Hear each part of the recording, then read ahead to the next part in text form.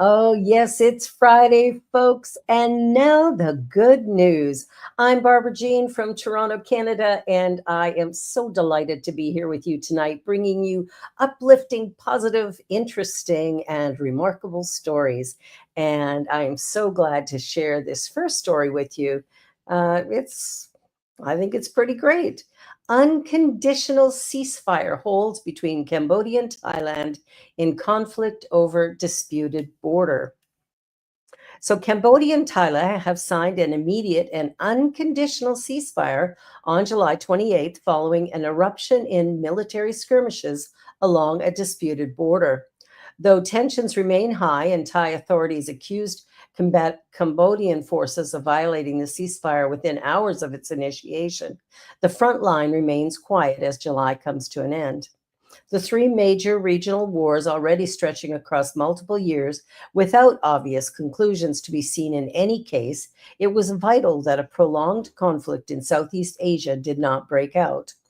Cambodian Prime Minister Hun Manet and Thai Acting Prime Minister uh, Hum Tham met in Malaysia to organize a halt to the fighting, with a Malaysian foreign policy team acting as mediators of the deal. The agreement took effect at midnight and was announced by Malaysian PM Ibrahim. Manet said it was an opportunity for a sustained peace and that it was time to start rebuilding trust, confidence, and cooperation going forward between Thailand and Cambodia. Artillery fire broke out between the two nations after a landmine explosion injured 5 Thai soldiers along the disputed border in northwest Thailand and southern Cambodia. The International Court of Justice has ruled in favor of Cambodia's claim to several units across the largely rural area, but Thailand continues to argue that the claim is based on French colonial maps that have no basis being referred to in a post-colonial world. Dozens of mostly military personnel on both sides were killed, but AP reports that the Trump administration, which had been undergoing trade negotiations on both sides in regards to the new U.S. tariff policy, warned that Washington would back out of any talks if a ceasefire was not agreed to. Thailand and Cambodia at the moment stand to receive large tariff rates on exports to the U.S. if no agreement can be reached. And the threat gave both nations a face-saving motif, pardon me, for abandoning the warfare. Well, there you go. That is some good news. They found a reason to stop fighting. Not about loss of life or anything like that, but they found a reason. Okay, continuing with the war stuff. Dream of a carousel helped a Marine survive Vietnam. Then he built one to survive PTSD, delighting millions. In the trenches of Conthine, Vietnam, a Marine Corps corporal used to quietly sit and dream about a carousel in a mountain meadow. His logic was simple: find the complete opposite of his surroundings of death, screaming hot shrapnel and chaos. Sitting there holding a music box given to him by his sister as a gift, the war, for a sweet fleeting moment, fell away. Fast forward almost 40 years, and the Carousel of Happiness but nonprofit allows thousands of Coloradians, okay, people from Colorado and out of state visitors to experience their own little escape on board the rides, animals that Corporal Scott Harrison hand carved in a picturesque valley in Nederland, Colorado. I started out just trying to treat myself, but then it just changed into something I could do for others. A post, Conhan explains, was as good as a death sentence for a young Marine such as himself. The violence he saw there stayed with him. And despite an alcohol addiction and a houseboat in the middle of the ocean, he couldn't escape the clinical PTSD that came back with him from Southeast Asia jungles. There may have been far worse than sleepless nights in store for the former corporal, until he circled back around to those quiet moments with his music box and his mental mountain meadow. I thought that if I could actually start making that vision come true, it would keep me on an even keel and make me happier. So in 1986, 18 years after he was deployed, he bought a broken down Louvre carousel manufactured just after the turn of the century and began to hand carve all new animals in the course of repairing it. In 2010, the carousel opened in a valley in Nederland, Colorado, where today over 1 million people have ridden on this simple, essential carnival ride. Wow, what a great way to save your insanity, to create a little bit of peace in the midst of a horrible situation. This man did it all and then brought it to life. Bravo, like way to go. And though, Harrison, what he did, truly, truly remarkable. Um, and though Harrison's may not be simple, hand carving and painting is skilled technical work, it's absolutely essential. He was featured in an award-winning documentary, Carving Joy, and the Carousel of Happiness podcast features guests and nonprofit staff ruminating on joy, happiness, contentment, positivity, and well-being in days when such things seem in short supply. Bravo, Harrison. That is beautiful. All right. Well, here's another beautiful story coming out of California. Dozens of disabled Californians sail for the first time to experience the weightlessness of the water. Physical limitations were off limits for a blessed and windy day in Sacramento, California. Dozens of people with various disabilities came down to the Lake Washington Sailing Club to experience the weightlessness of the water. They used boats that were specifically designed not to tip over, and special rigging for the sails was on hand for those with hands to take control of their surroundings in a unique and new way. The event was put on by the Challenged Athletes Foundation, which ensured every participant was accompanied by a sailing pro. How great is this that all of a sudden people get to, come out and sail, and sailing is awesome. So we have people that sail with no upper arm or leg movement, sail with a motor control, like a wheelchair that they hook onto their chin. A polio survivor named Diane was one of over a dozen who experienced sailing for the first time. Her attitude was straightforward. Bring it on. Anything that challenges me to go beyond my comfort zone is why I'm here, she told CBS News Sacramento. She found that just being on the water and feeling the ability to move around was exciting. This is an amazing story. Did we have a video for this story, Dea? Or was it another one?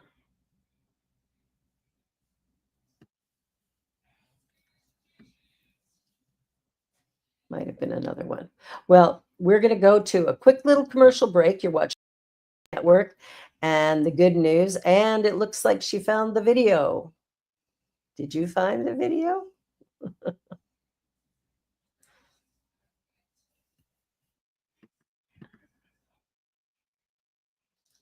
Perfect. All right. So we don't have a video for this one, but we do have a little commercial break. You're watching the good news here on the New Thought Media Network, and we will be back in just a moment. So don't go away. More good news to come.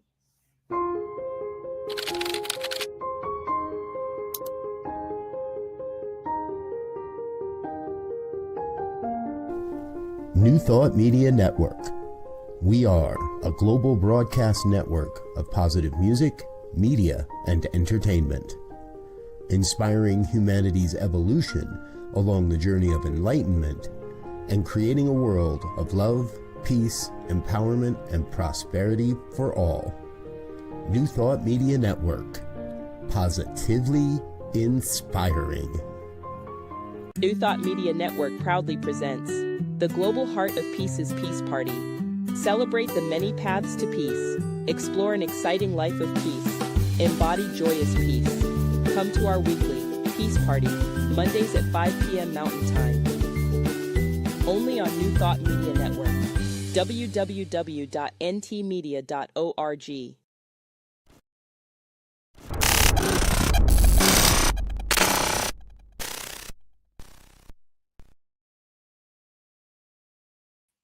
And now more good news.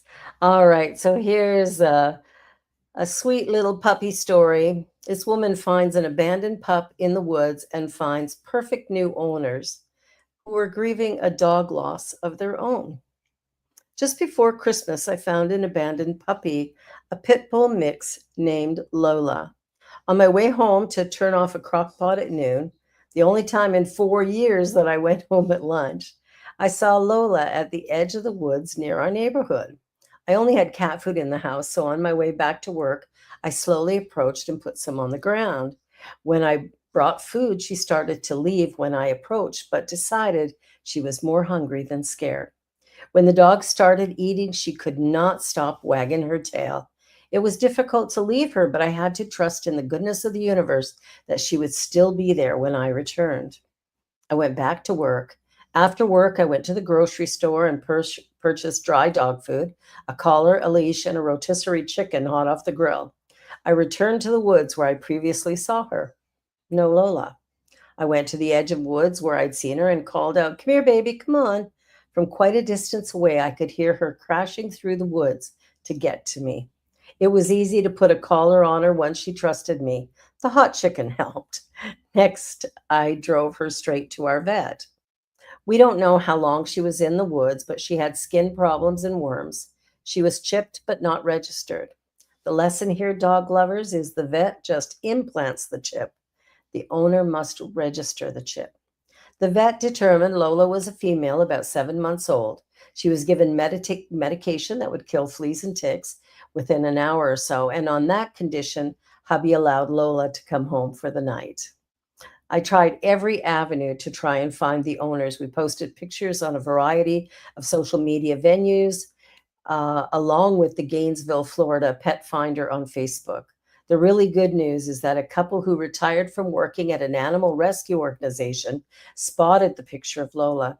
They had 2 dogs and one had recently transitioned, so they wanted a companion for Buster, the remaining pet. We met a couple of weeks later, and Buster and her new parents took Lola to her new home, a 20-acre fenced farm with other farm animals. Lola's new mom updates me on her condition, which was very poor initially, but she finally has gained some weight, has no more worms, etc.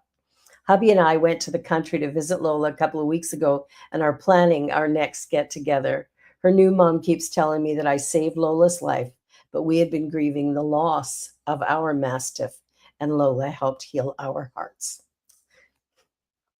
I know what it means to lose a puppy you love, and it takes a while to get over that because they truly are family. All right, so moving right along, a beached whale faced 6 hours of lethal sun and dryness, and locals form a bucket brigade to save it. A beautiful minke whale survived 6 hours on shore to make it back to the water, thanks to a helping hand from the locals, according to a report from Alaska. In the town of Seldovia on Kachemak Bay, a 15-foot minke whale was beached on the rocks at low tide. Believed to be an incidence of poisoning by an algae bloom, that could have killed it in just 20 minutes. Seldovia Village Tribe responded to an Alaska Sea Life Center advisory about the incident, the location of which the center asked to be kept secret. They dispatched their environmental coordinator. Stephen Payton's job description includes rescuing beached whales, but this was his first encounter in a 10-year career with a live one. I just went as fast as I could, not really knowing what to expect, and it's a long ways out there down McDonald Spit. So luckily, one of the locals that was responding was able to pick me up on a four-wheeler and drive me. When we arrived, a group of about 15 locals had formed a bucket line, pouring seawater onto the whale's soft underbelly, which, along with some substantially scratched up by the rocks, could have become damaged in the sun's rays. The locals also wrapped wet beach towels around it while they waited to come up with a plan on how to rescue it. Minke whales are the world's second smallest baleen whale, meaning, like humpbacks and blue whales, they eat krill using a special filtering organ in their throat. Even still, at 15 feet long, it would have weighed at least 3 tons. And I believe we have a video for this one. Look at him now, he eats again. That's the risk is that he pushes himself forward. We'll hold up now so he'll float in a second. Yeah, hopefully. He'll just keep. It's amazing when a group of people get together to do something wonderful like save the life of a whale. You know what? It seems like a little thing maybe, but to the whale, I'm sure it was a really big thing. So really, really good that happened and the whale was saved. All right. Well, we normally get most of our news from goodnews.org, but this story that is coming from Sunny Skies. And this is a police officer in Texas. It was nearly 100 degrees in Carrollton, Texas, but that didn't stop Corporal Preston from stepping up in a big way. Dressed in full uniform, he was spotted mowing a resident's lawn, not for attention, not because it was part of his duty, but simply because someone needed help. He didn't hesitate, he just showed up. A small act of kindness that says a lot about the heart behind the badge. That was a lot of mowing. Wow. Good job, buddy. Good job. You give a good name to the men in blue, men and women in blue, the people in blue. All right, so here's another really, really great story. I love this one. A Korean restaurant in Austin, back to Texas, offers free meals to everyone once a month, no strings attached. Once a month in Austin, Texas, something extraordinary happens at a local Korean restaurant. Every person who walks through the doors eats for free. Korea House, a beloved family-owned restaurant run by Pokja Kim, affectionately known as Mama Kim, has been serving the Austin community since 1988. Now, on the first Wednesday of every month, they serve more than just food. They serve kindness, hope, and a warm welcome to all. Every first Wednesday of the month, everyone eats free at Korea House. That's right, everyone. Every race, gender, religion, age, etc. All are welcome to dine in and share a free meal with us. No strings attached. Feeling lonely, struggling lately, or low in spirit? Please come. Our hope is to provide a safe and peaceful space and for everyone to leave with a full heart, warm soul, and a full belly. The inspiration behind this monthly act of generosity stems from Mama Kim's own journey. After stepping away from the restaurant for 5 years, she experienced profound spiritual healing and felt a renewed call to doing God's work. Upon her return, she knew she wanted to channel that healing into something tangible for her community. In another social post, the restaurant shared, "As we live our lives with such an impactful pandemic, there is always a malicious virus calling hardship that presents in our economy and lives now. We think it is really important and significant who we share company with as we go through difficult times. Sadness, hardship, and pain are halved when shared together, and joy is doubled." I love that. We must remember that suffering is a passage that leads us to gratitude.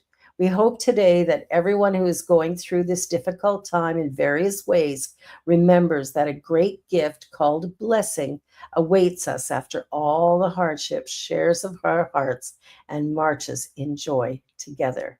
This is our mission. Every first Wednesday of the month, we congregate and share a warm meal and strengthen our community. Bravo, Mama Kim. That is truly, truly a beautiful, beautiful story. I'll tell you, we have a lot of good people in the world. Well, here's another one from Sunny Skies. A disabled man's livelihood was stolen, then a stranger came to his rescue. A Central Florida landscaper is back on his feet thanks to a stranger's incredible act of kindness, all sparked by a local news story and a mother's heartfelt plea. Earlier this month, 32-year-old Kyle Lukowski, a disabled landscaper from Central Florida, had his trailer stolen from his home, taking with it the essential equipment he depends on to run his business. His mother, Jennifer Sexton, shared the story on social media, hoping someone might be able to help. Kyle is disabled and has worked very hard to get what he has, she wrote. He's also, for the last 7 years, donated all of his time to the food charity bank in Orlando area. If anyone can do anything to help him trying to get his lawn equipment back, this is all the income he has to pay our bills, and now he can do nothing. Her post was picked up by Fox 35 News in Orlando, where it caught the eye of Sean Beck, a business owner from Melbourne. Beck, who runs ATH Trailer Sales and 321 Metalworks, said he couldn't stop thinking about Kyle's story. I watched it probably 8 or 10 times, Beck said. I just kept thinking I need to do something. And he did. Yes, good people, like I said. Just days later, Beck surprised Kyle with a brand new custom-built trailer, complete with a lock, to replace the one that was stolen. We're just glad to be here and be part of getting you back on your feet. Kyle's mom was overwhelmed with gratitude. You're an angel in my son's life, she said through tears. He needed someone to help him. Thank you so much. The community stepped up in another big way, too. Over $6,500 has been raised for Kyle through a GoFundMe campaign. Oh, that's fantastic. So he can get back to work and all is well. Well, this story just caught my eye because it was kind of funny. I thought, wow. So I married the hitchhiker we picked up on the road. If Uber would have been cheaper, they'd never have met. How funny is that? A woman is counting her blessings that she was on the right road at the right time after falling in love with a guy that she and her friend picked up hitchhiking. 27-year-old Maddie met Travis Becker while driving back from a night out with her friend in Byron Bay, Australia, a beach vacation destination. They spotted Travis and his pal walking on the side of the road trying to hail a lift. The four ended up spending the rest of the evening hanging out with Maddie and Travis hitting it off. But the pair forgot to get each other's phone number and had to track each other down on Facebook. 2 weeks later, the American woman who was studying abroad in Byron Bay joined Travis, a Sydney resident, on their first official date. And they got engaged 18 months later. Wedding bells are ringing. The couple said they couldn't be more grateful for their decisions back then. If he'd have gotten one more drink or I'd have taken a different route, we might not have met, said Maddie from Milwaukee, Wisconsin, who knew right away he was the one. I knew I was going to build a life with him, and it makes me very, very grateful. What a lovely couple. Look at those two. They look good together. Well, you never know when you're going to meet the one. Okay, so going back a number of years, a Denver museum finds fossil while drilling underneath the parking lot. An infinitesimally small coincidence. I don't know, sounds like a big coincidence to me. For the staff at the Denver Museum of Nature and Science, examining the newfound vertebrae from a 67-million-year-old plant-eating dinosaur was just another day in the office. The surprise came in the form of its discovery from right under the museum itself, which seems appropriate. Months ago, the Denver Museum undertook an exploratory drilling project on site to determine if it were possible to change some of the building's utilities over to geothermal energy from fossil fuels. A drill core sample, explains Dr. James Hagedorn, the museum's curator of geology, is basically like a doctor using a syringe to withdraw blood from a patient. The drill extracts a long cylinder of rock and sediment straight down some 800 feet. At just a few inches in diameter, the circular drill happened to pass perfectly over the fossil, drawing it up with the rest of the dirt. A mind-boggling coincidence, the chances of which are infinitesimally small. As a result, it's not only the deepest fossil ever found in Denver, but also happens to be the oldest, dating back to the late Cretaceous period. It likely belonged to something like, well, a big dinosaur named for the Great Plains at that time. We know those dinosaurs were nearby in other parts of Colorado or Wyoming, but we didn't know they were in Denver too. Well, how's that for a fun find? That is very cool. Finding this, and I mean, the odds of that are just this little thing. Anyway, it's all good. All right, speaking of little things, our last story tonight is about a tiny gecko. And this is a species once thought extinct. Obviously not. And it's in the Galapagos.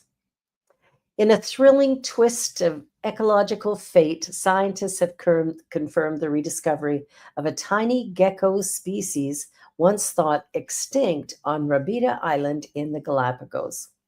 Thanks to a successful restoration and rewilding project, the discovery marks a major conservation milestone that shines as a beacon of hope for biodiversity recovery efforts worldwide.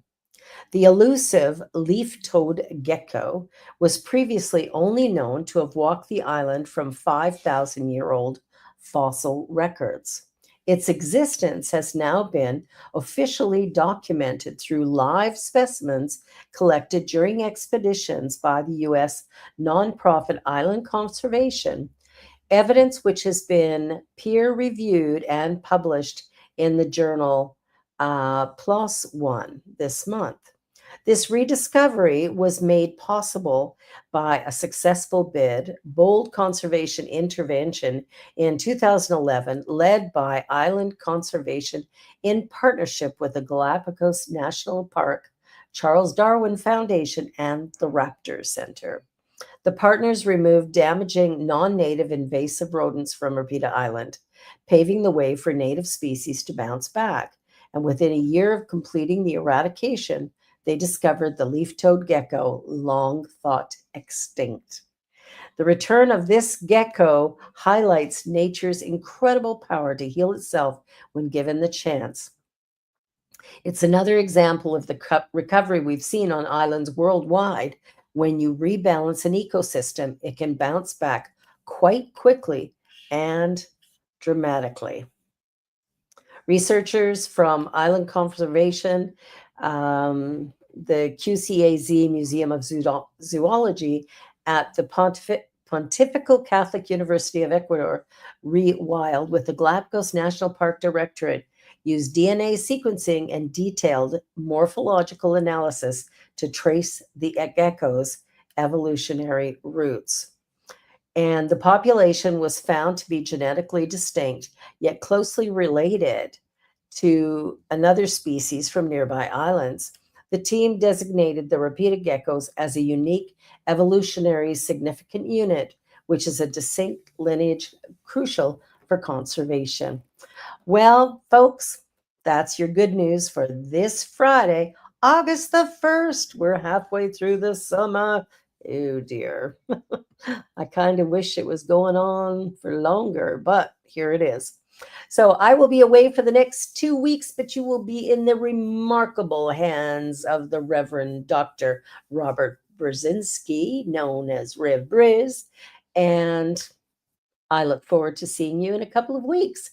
Have an amazing summer, what's left of it, and just know that we love and appreciate you. And if you're enjoying the good news, please like, share, and subscribe. And hey, if you're ever in the Denver area, look out for that little fossil. All right, have a great, great weekend. Bye for now.